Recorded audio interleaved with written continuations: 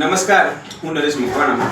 ક્યારેક જમીન મિલકતમાં એવી તકરાર ઊભી થાય છે કે એ જમીન મિલકતમાં ઘણા બધા પક્ષકારોનું હિત રહેલું હોય છે, પરંતુ અમુક પક્ષકાર કોઈ ઇન્સાફી અદાલતમાં જ્યારે દાવો માંડવાનો થાય ત્યારે એ દાવામાં જોડાવા માટેની સંમતિ આપતા નથી. ત્યારે જો જે પક્ષકાર આવી જમીન મિલકતમાં હક અને હિસ્સો ધરાવતો હોવા છતાં પણ જો તે દાવામાં જોડાવાની સંમતિ ના આપે તો શું કરવું?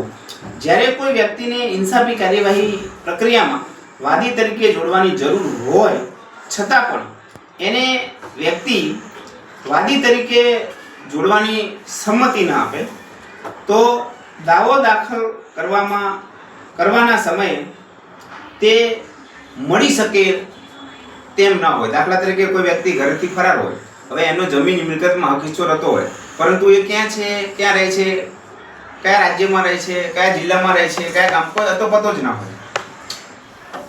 હિત છે પણ વ્યક્તિ હયાત નથી, તો શું કરવું?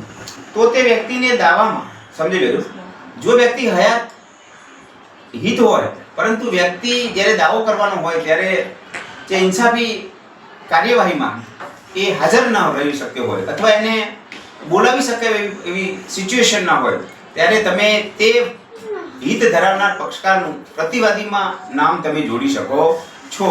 એટલે કે તમે એને તમારે સામેવાળામાં તમે એને લઈ જઈ શકો છો. નમસ્કાર, હું નરેશ મકવાણા.